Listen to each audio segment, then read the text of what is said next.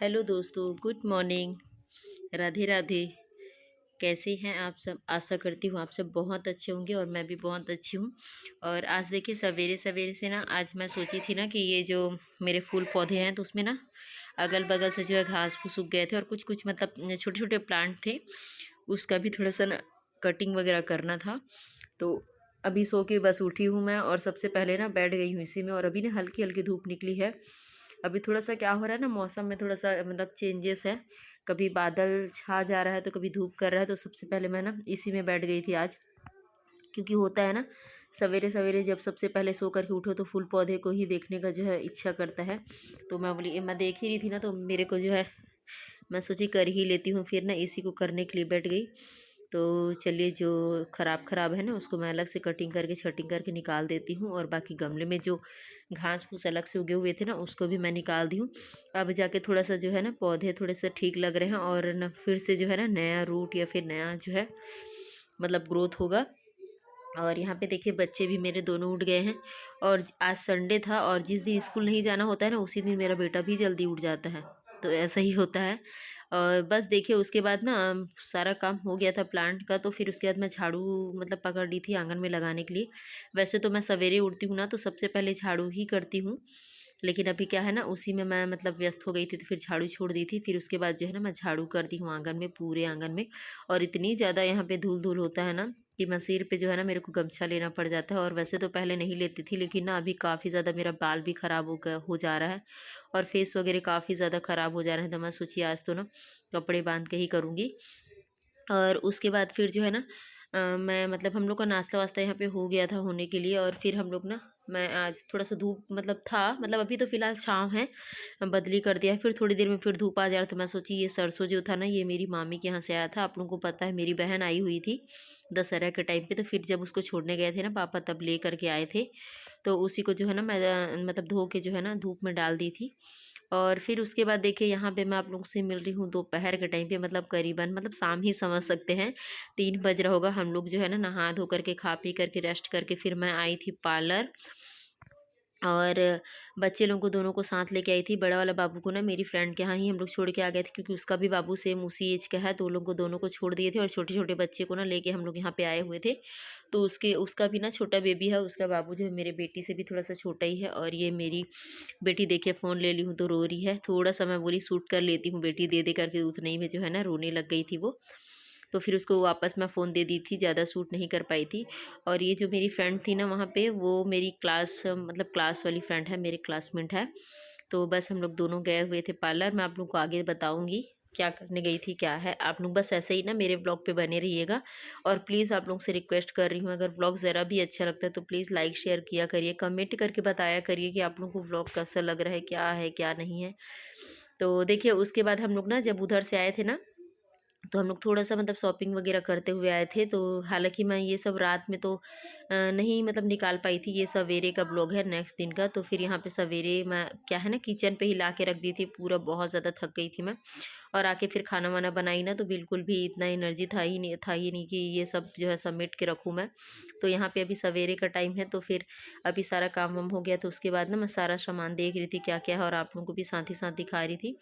तो अभी क्या है ना मैं बच्चे लोगों के लिए 2-3 सॉक्स लेके आई थी, और कुछ खाने-वाने का, और मेरे लिए जो है ना छोटा वाला बॉडी लोशन और फेस वॉश, और बच्चे लोगों के लिए ये जूस वगैरह, साबुन वगैरह कुछ-कुछ नहीं थे। और ये सॉस वगैरह और रबड़ बैंड ली थी। बिटिया के लिए क्लिप वगैरह ली थी। तो वही सब बस आप लोगों को दिखा रही थी, ज़्यादा कुछ वैसे ली नहीं थी मैं। और नेक्स्ट मॉर्निंग को जो था वो मंडे का दिन था, तो आज जाना था बाबू को स्कूल।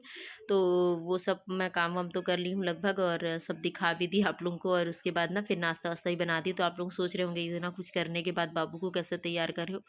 तो वो इसलिए क्योंकि बड़े आराम से मैं काम कर रही हूँ, क्योंकि बाबू का भी स्कूल का जो टाइमिंग है ना वो अभी चेंज हो गया है, क्योंकि ठंड का टाइम आ गया है ना। तो 9 बजे से इसका स्कूल रहता है, तो बड़े आराम से जो है काम हो जा रहा था मेरा।